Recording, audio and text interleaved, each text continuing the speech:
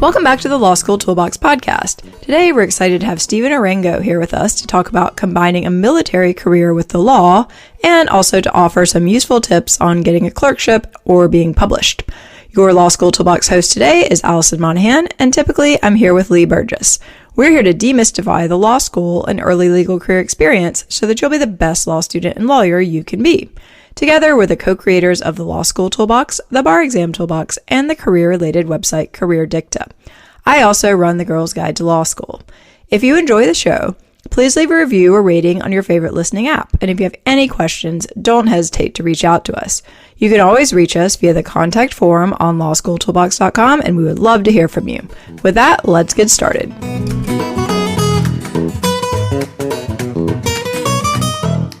Welcome back to the Law School Toolbox podcast. Today, we're excited to have Steven Arango here with us to talk about combining a military career and the law, and also to offer some useful tips on hustling to get a clerkship and to get published. So, welcome, Steven. Thank you. Glad to be here. My pleasure. To get started, can you just give our listeners some sense of your background and your path to law school so they have a little bit of context here? Yeah, absolutely. So, I went to a small school in South Carolina called Newberry College. And after graduating from Newberry College in 2016, I went to Officer Candidate School for the Marine Corps, which is a 10-week-long wonderful summer camp. Yeah, sounds delightful. It is. You know, they don't, in the brochure, I don't think they paint as nice of a picture as when you get there and you really realize it. So right, you're like, this is great, what I've gotten myself into this summer. Awesome. Really great summer vacay. I was expecting more free time and more pool, but right, like where are the lifeguards? Exactly. So after that, I did that for 10 weeks. I was fortunate enough to graduate and commission. And actually, it went so long that I showed up late to law school by a couple days, but I went to such a great law school, the University of Alabama School of Law, that Dean Arrington, who is still there, said I had a good excuse to be late, and they let me show up a couple days late, which was nice. Oh, that's awesome. Yeah. And so what are you doing now? I mean, are you in the military now? What's your plan? And talk to me a little bit about kind of that in law school experience, some of the stuff you did there too. Yeah, absolutely. So I am in the Marine Corps right now. I'm a first lieutenant. I'm on reserve because I'm currently serving as a federal law clerk in the Southern District of Texas. I'm clerking for U.S. District Judge Fernando Rodriguez Jr., and I'll do this for a year. So in August 2020, I will complete my clerkship, and then I'll head straight back to active duty in the Marine Corps. And then, I'm sorry, what was your other question about law school? Just what? Oh, yeah. I was just a little bit curious of, how you kind of fit all the stuff together in law school. Like, is the military stuff going on while you're doing that? Talk to me a little bit about that. Yeah, absolutely. So while in law school, I was on reserve as well. So the Marine Corps had me on orders in law school. That was my full-time job. But you still have to stay in Marine Corps shape. You have to do physical fitness tests and stuff like that every 6 months. So you're still going through physical training and make sure that you're staying in that Marine Corps shape. But as I mentioned, your main focus is excelling in law school and making sure you pass law school. Right. Yeah. Which, is not the easiest thing. And so when you finish your clerkship, are you going into the JAG program? Is that kind of what you're doing? Yeah, so the Marine Corps is a little unique about that. We don't have a JAG program. Army, Air Force, Navy, and Coast Guard have a JAG program. We're called judge advocates, and although we're very similar, we're lawyers, we do a lot of the same legal work, our track to becoming a judge advocate is very unique. So every Marine officer, excluding Naval Academy graduates, because they're unique in their own right, they have to go through Officer Candidate School. And as I mentioned, Officer Candidate School is 10 weeks long, and you're really not learning too much about being a Marine. You learn some of the basics, the esprit de corps and learning about Marine Corps fundamentals, but really what it is it's testing you physically, mentally, and emotionally to see if you can become a Marine officer. So every Marine goes through that, and if you're fortunate enough to graduate and commission, every Marine then goes on to 6 months more of training at the basic school. And the basic school trains every Marine officer in basically tactics and leadership and how to handle a rifle platoon. So even if you're a judge advocate like myself, a logistics officer, any type of other officer, you're going to get training on how to handle yourself in a possible combat situation and lead a rifle platoon if that opportunity or situation ever arises. Now, that's not obviously likely in a judge advocate position. Hopefully not, because you never know. But the Marine Corps is very focused on making sure that every Marine is a rifleman. So that's 6 months of learning how to, qualify on your rifle, a lot of hiking with a lot of weight, and as I mentioned, leadership and tactics with a rifle platoon. So once you finish those 6 months, you head to Naval Justice School. So finally, we've arrived at the legal part of your training, and that's 2 months of training. And the other sister naval services, such as the Navy or the Coast Guard, will also be present there, and they use that as their Naval Justice School as well. Huh. So that's very interesting. And have you done these pieces yet, or these are still to be done? So the way the Marine Corps does it, I did OCS, so I did those 10 weeks, and I graduated in commission, so I am an officer in the Marine Corps. But the way the Marine Corps structures it is you don't go to TBS until after you graduate law school. Okay, and you're clerking. Right, exactly. So the Marine Corps also has a program that allows you to clerk, and they will give you that time to clerk for a year, and then you can come back to active duty. And it's really nice because there was a bit of a wait time to get to TBS right now, which is about 8 to 9 months. So clerking helped out the Marine Corps, and it helped myself out because I get some great legal experience. So it really was a win-win situation. Yeah, that's awesome. I did a clerkship also for a federal district court judge, and really look back on that as one of my, probably the favorite legal experience ever. So it's definitely, and we'll talk about this in more detail later, but I think it's a really fantastic thing to do, and it's great that you have that opportunity. No, absolutely. I was actually talking to a couple people that I've been mentoring on the side who want to clerk as well. And I've only been doing this for, I think, 4 or 5 months now. And I already know that looking back at my career, this will be one of the highlights. I mean, the judge I work for is phenomenal. My colleagues are amazing. And like you said, the issues, I mean, I've had admiralty law cases. I've had immigration cases. I've had southern border wall issues. You name the flavor, and it comes through the Southern District of Texas. So it really is an interesting and exciting time to work on a lot of these issues. Oh, I'm sure. Yeah. It sounds like you had a very different set of cases than we did in Boston, but I feel like everywhere you go, there's going to be some really interesting stuff just because that's what ends up in federal court. Right. And you've also worked in a couple of other branches of government. So tell me a bit about those experiences. Yeah. So I've been fortunate enough to work in all 3 branches of government. I've worked on the Hill as an intern. I interned for Congressman Jeff Duncan out of South Carolina. And that was a great experience. That was my first time living in DC. I've had it a couple other times now since then. And I love DC. I think it's one of the most wonderful places in the world. One of my favorite things to do is there's a perfect 6.5 or 7 mile run where you can hit all the memorials. And then at nighttime, it's beautiful. But anyway, I digress on that. So I worked on the Hill during a semester. So I was up there when there weren't a lot of interns. And it was nice because I got to be up there for about 4.5, 5 months. And working in a South Carolinian's office, I learned how to make really great sweet tea, which has been... Okay, yeah, I grew up in North Carolina, but... okay, so you get it. A little bit. I mean, I really wasn't a tea drinker when I was a kid, but I do know that I know the style. It's definitely unique. Exactly, and I stick to water, but I will say that when constituents came in the office, if there wasn't a pitcher of sweet tea, there's going to be hell to pay. Yeah, exactly. So after that, went back to undergrad, finished all that up. And then my second round in DC, I was fortunate enough to work for the Pentagon. So I worked in the Office of General Counsel, International Affairs. And the office sounds exactly, or does exactly what the title says is it's the Office of General Counsel, and we do international legal work. So I worked on international memorandums dealing with combat operations against ISIS, Syria, our combat operations in Iraq and Afghanistan. So really doing a lot of international law and kind of getting an understanding of that was fascinating. But also, as a 25-year-old, you get to present to 1-star or 2-star generals, when you're like, man, I should be making coffee. What am I doing in here? So and was this a summer position in law school? No. So that's another great thing about Alabama law. They have this DC externship program. So an entire semester of your law school, you're up in DC, you get full credit. You take a night class, which is run by 2 Alabama law graduates. One's a successful lobbyist up there, and the other one's a successful partner at Hogan Lovells. And they both take, a different approach to the class. So you take that once a week, and then you have your full-time, 40-hour job during the week as well. Right. Yeah, I think I've heard about that. I think a student of ours actually was involved in it. It sounded like a pretty cool experience. And then in the summers, what did you do in law school? So following the Pentagon, I wanted to be home with my wife. So I just worked at a smaller law firm there, which again was a great experience. And they do a lot of bigger cases in Alabama. So it was good to get kind of an inside look of how a law firm operates. And again, just different experience that I never had. And then the summer, my 1L year, I worked at the U.S. Attorney's Office in Tampa, Florida, where I'm from. So as you can tell, government service or working for the government has been kind of the thread throughout my undergraduate and legal career as well. Yeah, it definitely sounds like it. I think it's great to have that firm experience, at least, kind of try it out as well. Yeah, one of the things I know you're involved with is a service to school program, which I actually know about from kind of professional friend Anna Ivy. Can you talk a little bit about what that program is and how people can find out more about it? Because it sounds like it's pretty awesome.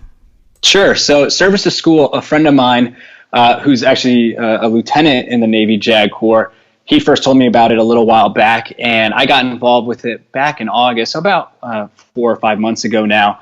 And what Service to School does is they help transitioning military, soon-to-be veterans, and they help them transition to the academic world, whether that's undergrad, law school, business school, some sort of schooling.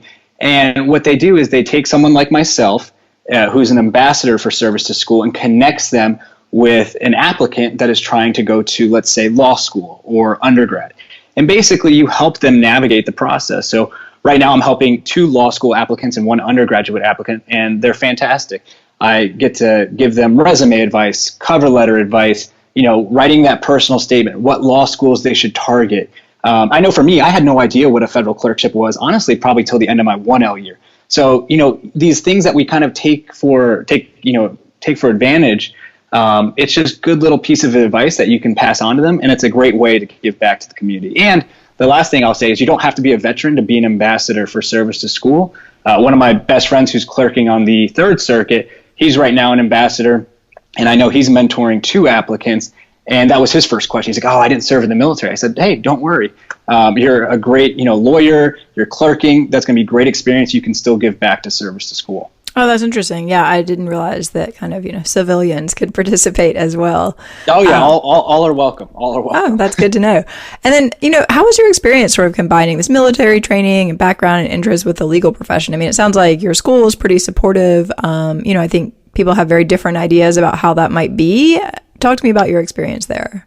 Yeah, so Alabama, I can't speak highly enough about the law school and really the people there. The professors, the administration, from the people that help clean the building. I mean, every single person is just friendly, and they're extremely supportive of military. In fact, at least when I graduated, if you were reserve, active, they would give you in-state tuition automatically because of your military experience or your That's military awesome. status. So that was really helpful. So, and then balancing stuff. Obviously you have your physical training. But for me, the Marine Corps has given me such a focus and discipline that law school was still hard. Don't get me wrong. I mean, there's still a lot of words when I read them in a brief or on Westlaw. I'm like, man, I have no idea what that word means. So I don't want this to sound like I'm the smartest guy in the room that often, if ever. But the Marine Corps really instills the idea that if you have a problem, there's always a solution. It's just how hard are you willing to work at it? So it really helped me persevere in law school, and I think that leads nicely into persevering and finding a clerkship, especially when I wasn't at the top of my class, I wasn't on law review. Some of the more stereotypical things that people think of when they think of a federal law clerk or a state law clerk. Yeah, absolutely. So actually, let's switch gears now. Perfect timing. Let's talk a little bit about how you got your clerkship, because like you said, you didn't necessarily have like the top of the class grades, weren't on law review. I think a lot of people would have looked at this and been like, I don't know, like maybe not really worth it, but you made it happen. So talk to me about that. Yeah, absolutely. So first off, it was a blessing from mentors and professors really going to bat for me and helping me out. I wouldn't be where I am without their support. So secondly, it was a grind. I think I sent out over 150 applications, and I did all this while working at the Pentagon. I have the night class, so there was a lot of late nights and a lot of printing And I'm sure my roommate at the time did not appreciate the printing sound at 2 a.m. So yeah, you're like, another set, really? You're like, I'm still looking. He's like, you're not getting the job. Stop printing. No. He was definitely supportive. But so, I think I spent almost $1,000 on stamps, resume paper, envelopes. It's unbelievable how expensive printing materials can be. So those little things can kind of wear you down. You think, man, I've sent out 100 applications and I've gotten 2 interviews. So the one thing that the Marine Corps helped me realize is there's got to be a judge out there that they're not so focused on what law school you went to, although Alabama, I think in my mind, is an excellent law school. They're not worried if you did law review. What they're worried about is this person going to approach an issue and find a solution, and are they a good writer? And after talking, are they someone I can tolerate spending a lot of time with? Is this person a weirdo? Like, do they smell funny? Well, or just are you not nice? I mean, the judge, exactly. Definitely the judge I work for is always like, wow, I've made a hiring mistake once. I will never do that again if I can help it. No. I think that's a huge point. I mean, people that I've talked to is just be yourself. Be a nice human being. It's okay to be funny and relaxed. The judge is a human being as well, and that doesn't mean be disrespectful. But we have lunch every 2 weeks with our judge. We meet with him every single day, and we'll talk about everything. We'll talk about sports. We'll talk about music. And people don't realize when you're in that type of kind of insular setting where it's just you, usually one other clerk, if you're in a district court level, and the judge, you want someone that's a human being, not just this, Westlaw person that knows every single legal case but can't have a conversation about anything else. Oh, no, literally the judge that I worked for basically hired me because I have a master's in architecture and he really enjoys architecture and he wanted someone to talk to. I mean, it sounds crazy, but when the outgoing clerks, when I met them and they're like, oh, as soon as we saw your resume, we knew you were in, like, he would die to hire you. And I'm like, what? And they're like, oh yeah, the architecture thing. So people think like, that it's like a downside to have these other interests or whatever, but for the right person, they're like, oh, this person sounds interesting. Like, I'd like to talk to them about that when we have some spare time. So you just never know. No. That's another great point. I wrote an article about, how to pursue a clerkship, especially if you're not at the top of the class. And one of the things I mentioned is going to fjc.gov, which has basically the entire book of all the federal judges at the district court, appellate, and the Supreme Court level, and a basic idea of what their backgrounds are. And I always tell people, find people that went to your alma mater, find judges that played baseball in college or, were part of the orchestra or whatever it is that makes you unique. And talk about that in your cover letter because, like you said, a lot of judges gravitate to people that are like them and have similar interests. So there's nothing wrong with highlighting those things in your cover letter or your interviews. Yeah, I think absolutely. So yeah, talk to me. We will link to that article, but give me a little bit of kind of background of some ideas you have that people may want to look into, whether it's through their network or any other ideas. If you are kind of this middle of the class person, but you really want to do a clerkship of some type. Yeah, for sure. So my overarching message is don't quit. As I mentioned, over 150 applications, almost $1,000. There is a judge out there, whether at the state or federal level, that is right for you. It's a war of attrition, and are you willing to keep fighting? So that's my big message. If you don't take anything else away, keep applying, keep asking people, keep asking for help, and it'll work out. So when did you actually start applying, just logistically? Yeah, so I started applying, it was 2L year, and it was around January of that 2L year that I started applying. So a little later in the game than most people start. Yeah, and at that point, I think the hiring plan had probably totally fallen apart anyway. I think maybe it's a little bit more like back up and running now. But yeah, I mean, for people listening to this, there may or may not be a hiring plan. There may or may not be deadlines. But I think, lots of people are, realistically, a lot of judges are always hiring outside of that anyway. Right. Absolutely. So I try to do things of 3 because I think that's how lawyers think. So I mentioned the fjc.gov. It's a great place to get information on people you're applying to. The second thing I'd mention is senate.gov should be your homepage for whatever, if you have a Mac, your Safari, or Internet Explorer. Every day you should check what they call the hopper and see what judges are being nominated, what judges are being confirmed. And the reason I did this was twofold. First, the people that are being nominated are usually at law firms, NGOs, their own private practices, and they have an email that you can find online. And I know that sounds creepy, but hey, this is the clerkship game, and if you want to clerk, you have to do things like this. And so what I would do is I would find their email, and I'd reach out to them and say, hey, congratulations on being nominated. That's wonderful. Whenever you do get confirmed, I would love to apply for you for X, Y, and Z reason, whether, they had a background I liked or something, and I would attach my resume. And I can't tell you how many people loved this. They were like, wow, first off, thanks for reaching out. And some of those people I didn't get interviews with, some of them I did. But the one thing that stuck with me is I've kept in contact with a lot of those people. So now, as a mentor, I have the opportunity to give back. So, hey, Judge so-and-so, I don't know if you remember me, but we talked. Oh, absolutely. There's a great candidate I'd love to pass on. And I've done that for several people now. So although it may not help you now, it can be really helpful for people down the road. No, that's a great point. I mean, your point earlier that judges are human is like they want to hire good people. So they're always looking to, people they know or people they trust or that they got a good sense about. And, sort of like, why not? Of course, if they're like, oh, that kid was nice, even though I didn't hire him. And, oh, now he's sending me this resume. I'll take a look at it. Maybe they hire them, maybe they don't. But at least it gives them that, this person an in. And I think that's so critical. For me, the judge I ended up working for, one of my professors had called him and they had a conversation before he interviewed me. So it's really because, it's like what we're saying, like you're in a very contained environment with these people and you want to make sure that you're getting someone as a judge who is not going to make your life horrible.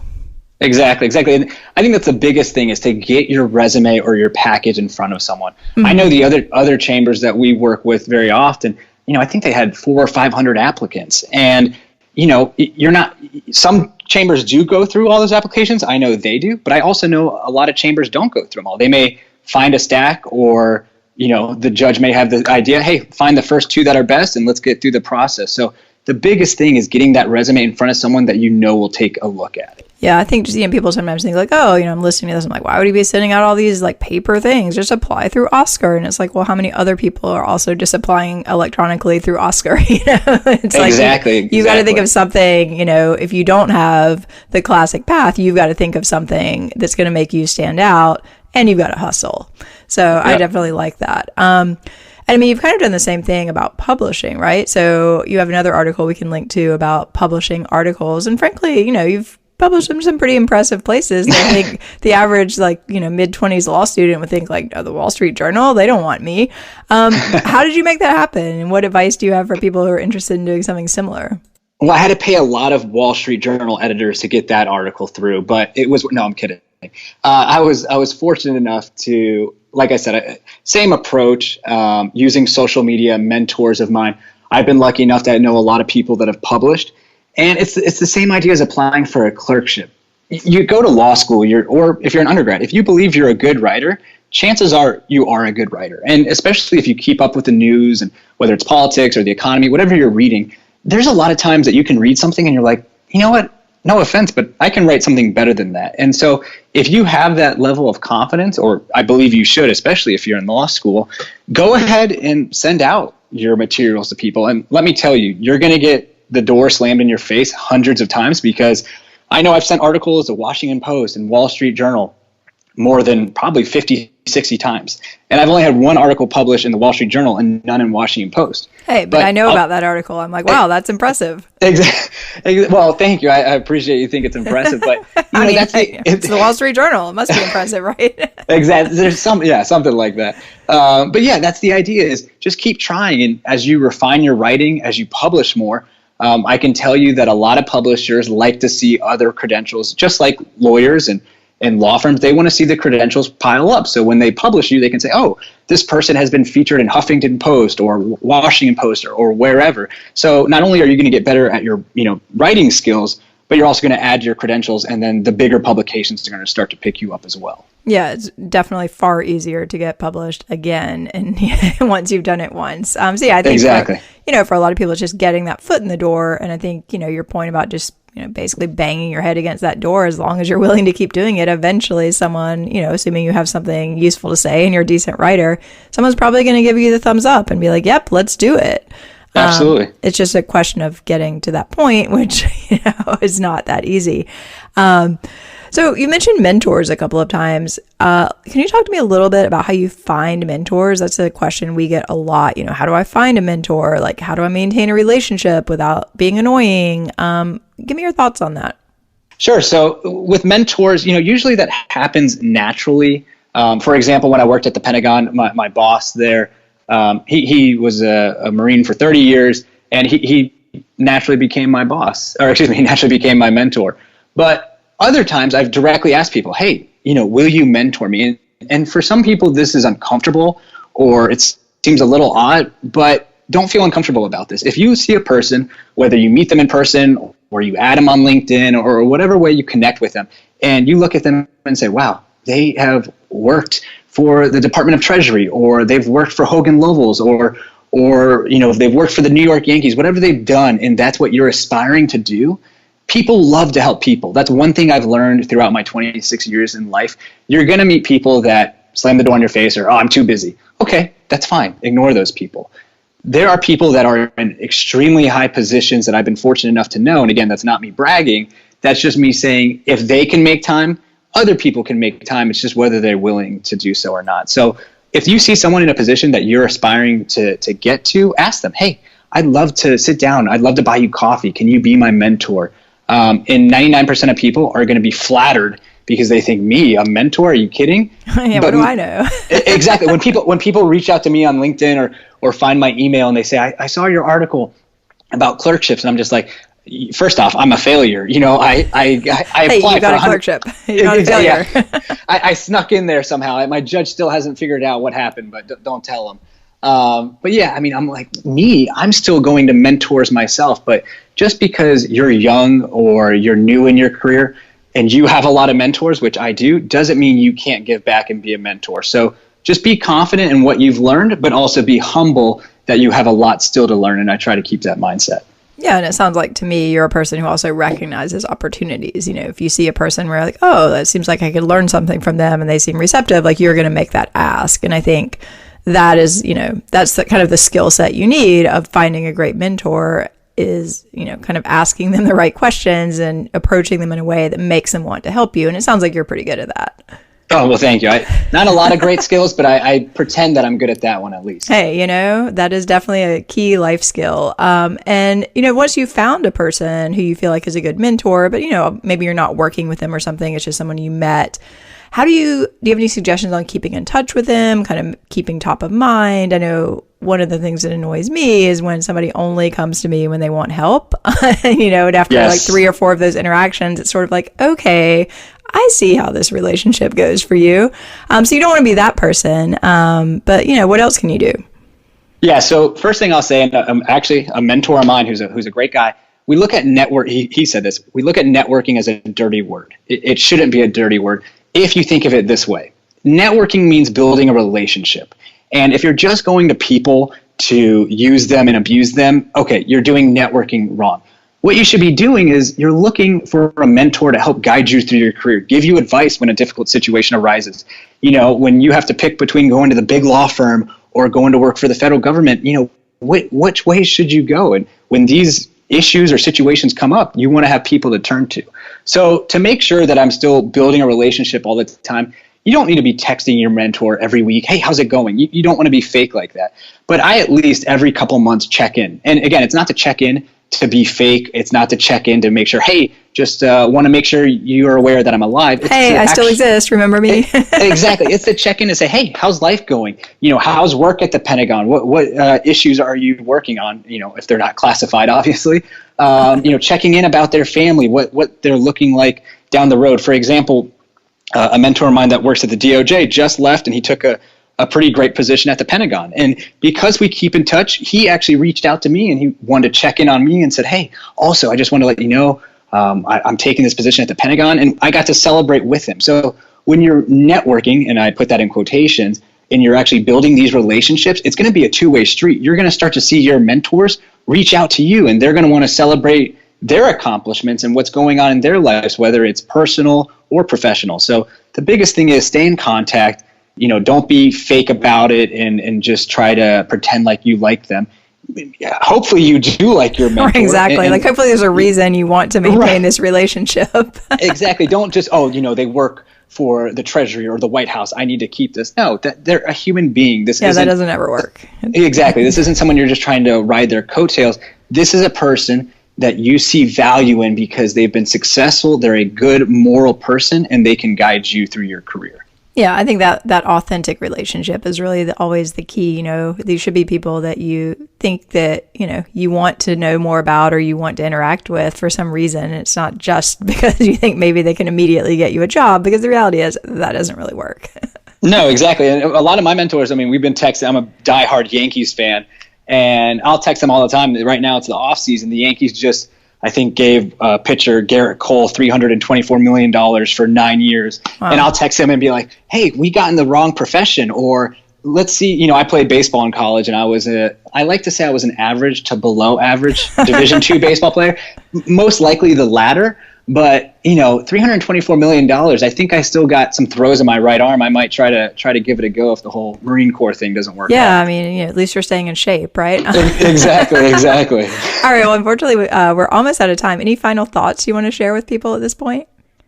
So the last thing I would say to whoever is listening, if you've, you know, stayed on this long to my annoying voice and this terrible wisdom, but if you've survived, be a yes man or a yes woman. And what I mean by that is say yes to experiences that will challenge you and take you out of your comfort zones. There's a great quote, and I think it's by Richard Branson, who is the CEO of Virgin or past CEO. And he said, say yes and then figure out how to do it later. And that mindset will take you so many exciting places. Because I can tell you that I had people telling me, oh, you can't clerk. Your GPA is not high enough. Oh, you can't work at the Pentagon. You don't have experience. Oh, you can't publish at the Wall Street Journal. You know, you're Steven Arango. Who the heck are you? Say yes that you want to do something, or when someone asks you to do something, and then figure out how to do it later.